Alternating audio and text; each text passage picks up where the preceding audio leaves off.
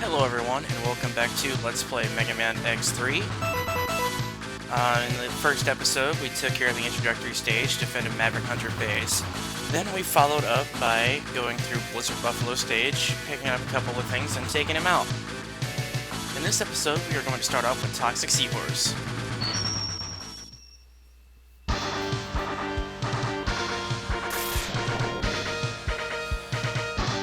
This stage is kind of unique in that more than going left and right, you're actually going up and down in the stage. As you can see, this is a water area. Looks like we're in a dam. Here's a new enemy. Basically, he'll crouch or stand up and shoot lasers at you. And it takes a while for him to disappear, so try not to run into him. Take out these guys here. Get to fill up my sub-tank a little bit there. This guy here is kind of following me. And from here, go over here, dodge that, and we'll go pick up more life for the E-tank.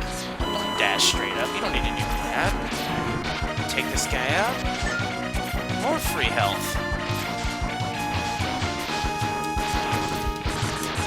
Don't let that fall at you. Yay, you went the right way. Oh, continuing on upward, and more free health. Not gonna say no to that. Here we got another bomber. Free health again. Instead of going to the right, we are actually going to go up and not get blown up. This is a heart tank. There are 8 of these total in the game, and they add 2 bars of health to your life permanently, which can be a godsend, especially if you're having issues and maybe you just need that be able to take that one extra hit. Goes a long way. Now we'll go through the mini boss room, and on the other side, now we get in. Actually, you know what? I'll go show that off. This here, I'll be explaining more later. We've seen one already in Blizzard Buffalo stage, and on that note, we'll drop down into the water. Like water stages in general, your gravity's kind of a little bit different. You will jump higher, and you will sink more slowly. Now, with all spike traps, those will kill you. You want to avoid them. And the mid-air dash is wonderful here. Just jump slightly and then just dash and continue on. Now we have another mini-boss room, and this time we'll actually have to fight one. It's not too bad, basically. Those little arms don't hurt you, but all the projectiles he shoots do. Just basically, it's really easy if you just kind of cling to the walls and just sit there and keep blasting at him. See, like, I did that without even getting hit. Another long explosion sequence, and we will continue onward. Not much really to say about this. That is a weapon refill. If you don't have one presently equipped, it will refill the one that needs the most. Whereas if you have one equipped, it will refill the one that you have equipped. Here I'll just dash straight up, dodge that, and that little chime was actually telling me that my sub-tank is now full. Which is awesome. Not that I think I'll need it yet, but it's always nice to have more of these bomber missile guys. Jeez, they're freaking everywhere. And here you want to cling to the wall, because there's another spike trap. Don't get shot. Just air dash, and then I'm going to slide down the wall, and here we are. We are at our boss door. Since we went ahead and took out Blizzard Buffalo, we have the Frost Shield, which is actually what this guy's weak to. And he likes to jump a lot. Basically, because of that, you can basically do this with him. Just get him to jump left and right over the top of you, and basically leave a shield for him to land on. It's really this simple if you have his weakness. Now, as you can see, the Frost Shield broke apart and kind of does this little standalone thing like Blizzard Buffalo's ice blocks did. And after a while it will break apart on its own. And ta-da! We're done. X looks so excited. Teleport away. And we have another new weapon. We are green. Toxic Seahorse's weapon is Acid Burst. And it hurts quite a bit, and is pretty damaging to most regular enemies. And here we have another cutscene.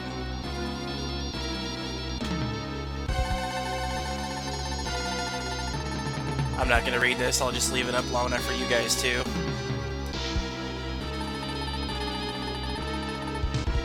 Basically, this guy's your main bad dude, and he's not very friendly. And he's going to call in two guys that are also not very friendly. You have Bit and Bite here. Bit's the little one, Bite's the big one. And he wants us to be brought in alive.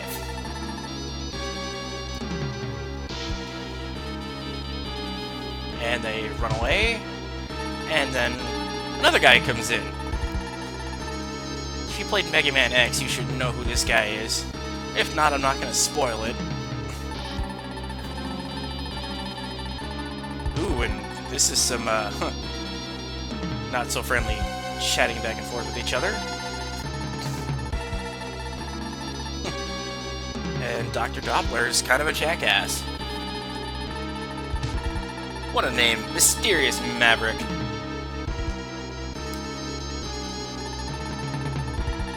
Apparently he has no intention of bringing X in alive.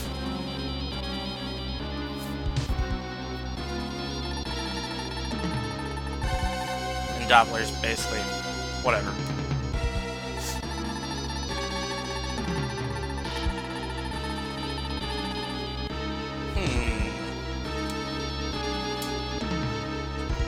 Excuse me. And after that we get our password screen. And we will continue onward. Now that we have taken care of that, we will head on to Tunnel Rhino. This stage is an absolute pain in the ass from start to finish. There's nothing about this stage that is fun.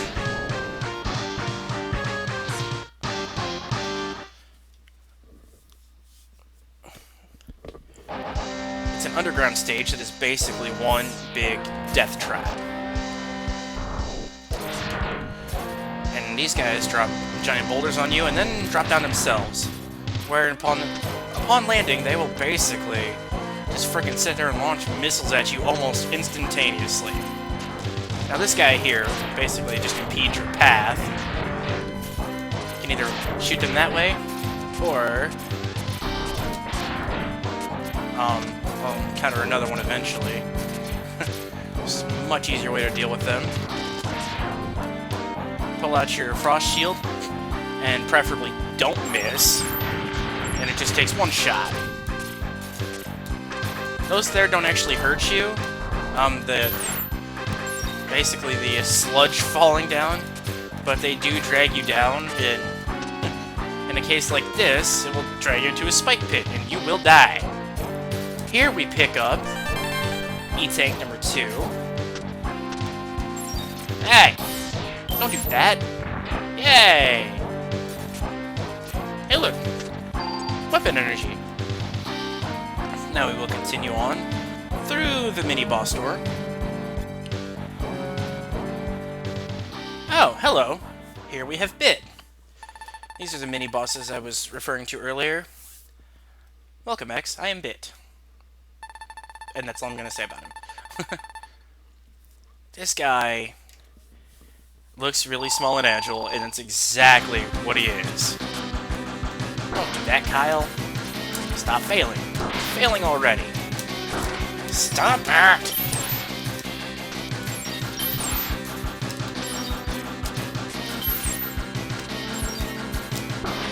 That right there is probably his most damaging move. And it is a jerk. A lot of the stage is just this. No!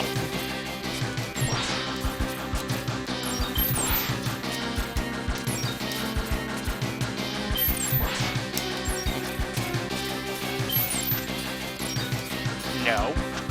Stop that.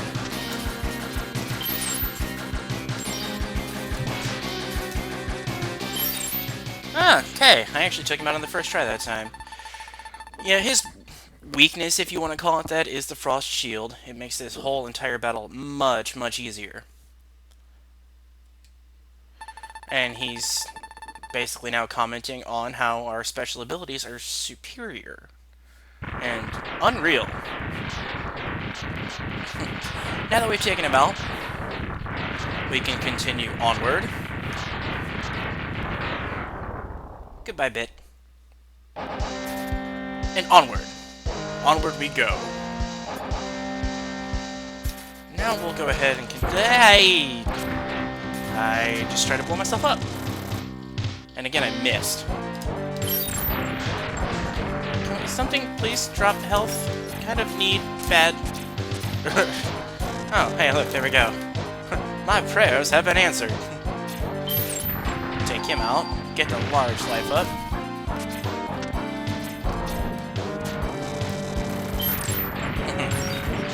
God, these things are everywhere.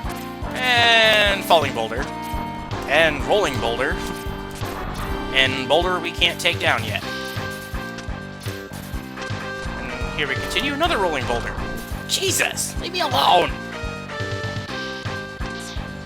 And this stage has yet another mini boss battle.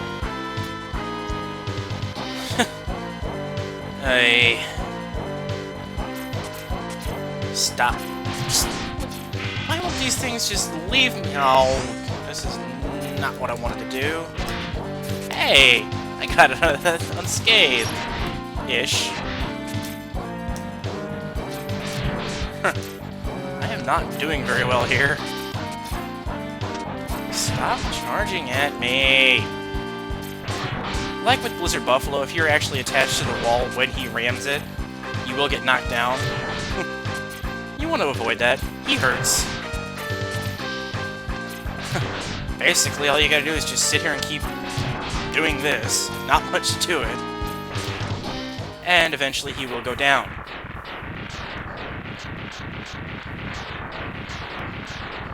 I don't know if that guy actually has a weapon weakness, but using the Buster tends to work the best. Hey look, weapon fill. Right, stop it. Just blast away again and again and again and again. Take him out. Just do that. And that. Leave me alone. Why doesn't anybody want to leave me alone? Damn you! Alright, finally we are to the boss door. Oh, I didn't have nearly as much trouble with that one this time. Always have trouble with that stage. Now we have Tunnel Rhino, who, I'm assuming you've guessed, his weakness is Acid Burst. And he also has the charging walls thing that knocks you down and hurts a lot when you land on him. Now, you didn't get to see it with Toxic Seahorse, but this guy, hear that! He supercharges and you cannot damage him while he's doing that. Also, he has the fastest and attacks the quickest without warning on that. All of the bosses can do that, but his is just immediate and I think hurts the most. Thankfully, I didn't get hit by it. And we have taken down Tunnel Rhino, and we will get another new weapon. This one is called Tornado Fang. It's very powerful. It is basically a drill with a rocket attached to it. Now, it only showcased the single shots there, but you can actually fire 3 at once. And they'll take a arrowhead triangle formation. You'll have the first volley, and then the following 2 will just follow suit after a second. Well, in the next episode, since we have the Tornado Fang, that opens up a lot of item hunting we can do, and I think instead of taking out more bosses, I'm actually going to start with item hunting. And again, it's going to make the game a lot more manageable, and in my opinion, a lot more fun. On that note, I'm going to call this an episode. This has been Chupacabrasaurus Rex. Thank you all for watching, and I'll see you next time.